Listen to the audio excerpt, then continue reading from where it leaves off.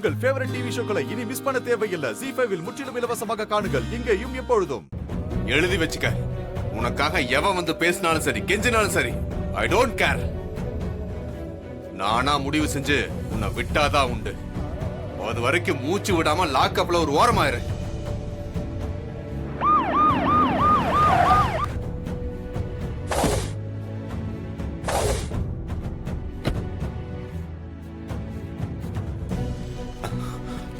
ஐயோ, ஐஜி வராரு.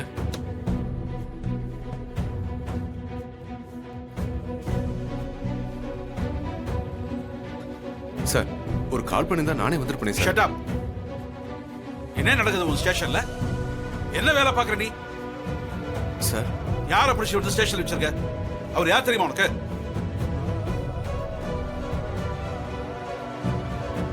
சார், இல்ல சார், போலீஸ கை நீட்டினாப்ல, அதான். வாய முடியா? போய் சொல்லாத. உன்னை பத்தி எனக்கு தெரியாது. தேவையில்லாத வேலையெல்லாம் பண்ணிட்டு இருந்தேன்னா உன்னை எப்படி வீட்டுக்கு அனுப்பணும்னு எனக்கு தெரியும்.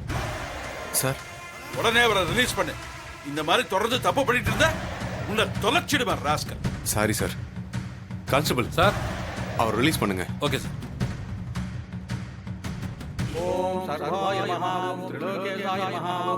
கடவுளே, யாக பூஜை நல்லபடியா முடிஞ்சது. அதே போல கும்பாபிஷேகமும் நல்லபடியா நடக்கணும்.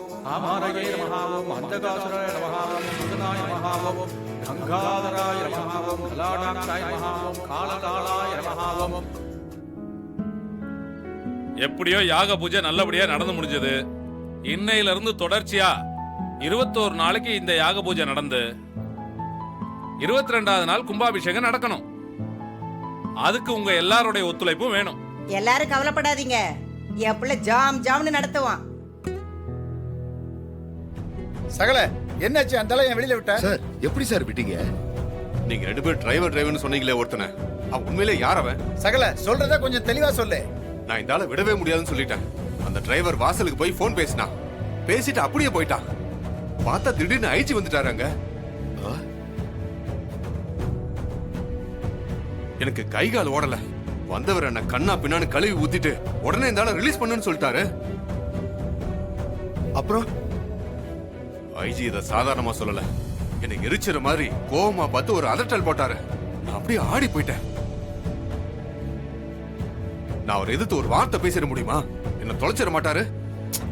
அதான் நான் வாயை மூடிட்டு அந்த ஆளை ரிலீஸ் பண்ணி மரியாதையா கூட்டிட்டு வந்து இங்க விட்டுருக்கேன். சகல, நான் ஒரு விஷயம் சொல்றேன், கேட்டுக்கங்க. நீங்க டிரைவர்னு சொல்றீங்களே, அவன் சாதாரண டிரைவர் கிடையாது. ஜஸ்ட் ஒரு போன் கால்ல அவனால ஐஜிவே வர வைக்க முடியுதுன்னா அவன் சாதாரண ஆள் இல்ல. இனிமே நம்ம வீட்ல நடக்க போற நல்ல விஷயம் ரேவதிக்கு தாலி பிரிச்சு கோக்குற சடங்கு மட்டும்தான். அது நாளைக்கு வெள்ளிக்கிழமை. நம்ம ஏற்கனவே நாள் குறிச்ச மாதிரி மண்டபத்துல வச்சு இந்த ஃபங்க்ஷனை பண்ணிட வேண்டியதுதான். ரேவதி, நீ ரெடியாரு. எப்படியாவது இவங்க கிட்ட இருந்து எஸ்கேப் ஆகணும்னா அதுக்கு ஒத்துக்கிட்டு தான் ஆகணும். சரிம்மா, எனக்கு ஒன்றும் பிரச்சனை இல்லை, நீங்க இதை நடத்துங்க. மாப்ள, மண்டபத்துல டெக்கரேஷன் வேலை, அப்புறம் ஃபங்க்ஷனுக்கு வரவங்களுக்கு எந்த குறையும் இல்லாம பாத்துக்கோங்க. சாப்பாடு ஏற்பாடு கூட எல்லாமே நீங்க தான் பாத்துக்கணும். அத்த, பொறுப்பை ஏன்ட்ட ஒப்படைச்சிட்டீங்கல்ல, எப்படி அசத்துறன்னு மட்டும் பாருங்க. ஓகே மாப்ள, மண்டபத்துல ஃபங்க்ஷன் முடிஞ்சதும் நம்ம ஏற்கனவே பிளான் பண்ண மாதிரி நீங்க நம்ம செங்கல் சூளைக்கு போய் லேபர்ஸ்க்கெல்லாம் சம்பளம் கொடுத்துட்டு வந்துருங்க. சரிங்க. மயில் மாப்ள, இவருக்கு உதவியா நீங்களும் போயிட்டு வாங்க.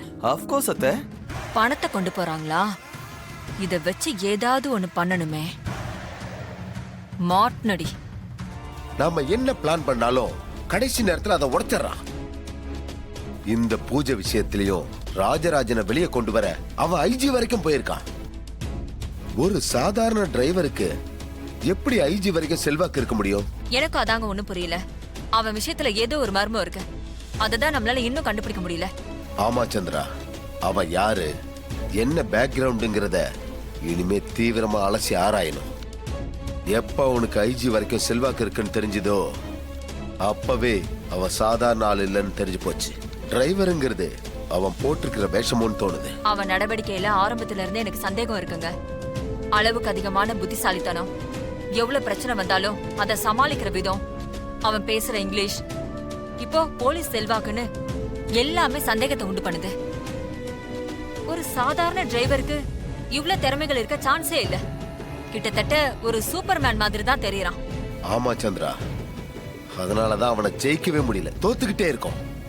சீக்கிரமாவே அவன் யாரு என்னன்னு கண்டுபிடிச்சாதான் அக்கா மூலமாவே அவனை அந்த வீட்டை விட்டு துரத்த முடியும். கொஞ்சம் டைம் கொடு சந்திரா, அவன் ஜாதகத்தையே முன்னாடி தூக்கி போடுறேன். சரிங்க.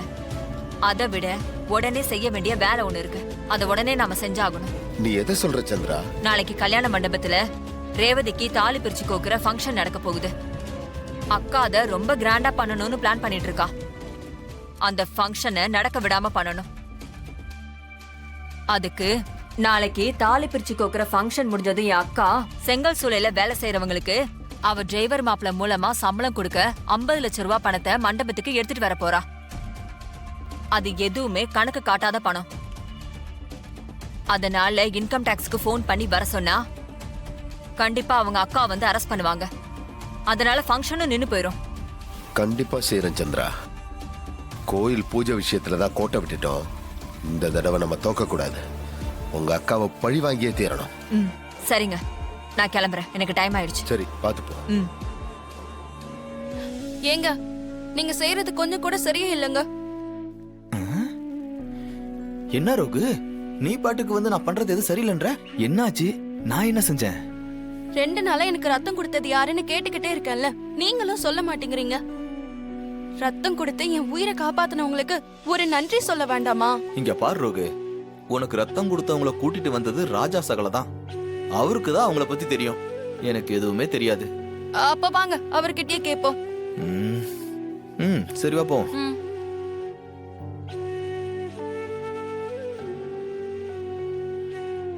என்னங்க 2 பேரும் ஒண்ணா வந்திருக்கீங்க? அது வந்து சகல, ரோகிணி உங்ககிட்ட ஏதோ ஒரு விஷயம் கேட்கணும்னா அதான் கூட்டிட்டு வந்தேன். கேளுங்க. எனக்கு பிளட் கொடுத்தவங்கள நீங்க தான் கூட்டிட்டு வந்ததா சொன்னாங்க.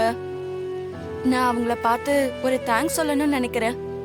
அவங்க யாருன்னு சொல்றீங்களா? அது எதுக்குங்க இப்போ? விடுங்க, அவங்க தான் பிளட் கொடுத்துட்டு போயிட்டாங்களே. அவங்க போயிட்டாங்கன்னு அப்படியே விட முடியுமா? இப்ப அவங்க ரத்தம் தான் என் உடம்புல ஓடுது. அதுக்கு நன்றி சொல்ல வேண்டாமா? ஏற்கனவே அவங்க ரத்தம் தான் உன் உடம்புல ஓடுது, அது தெரியலையா உனக்கு? இல்ல, நன்றி எல்லாம் அவங்க எதிர்பார்க்க மாட்டாங்க. ஆனா நான் சொல்லிட்டேங்க. அவங்க எதிர்பார்க்காம இருக்கலாங்க, ஆனா அதுக்காக நம்ம அப்படியே விட முடியுமா? செஞ்ச உதவிக்கு ஒரு நன்றியாவது சொல்றது தானே மனுஷத்தன்மை. ப்ளீஸ் அவங்க யாருன்னு சொல்லுங்களேன், நான் அவங்கள பார்த்து நன்றி சொல்லி ஆகணும்.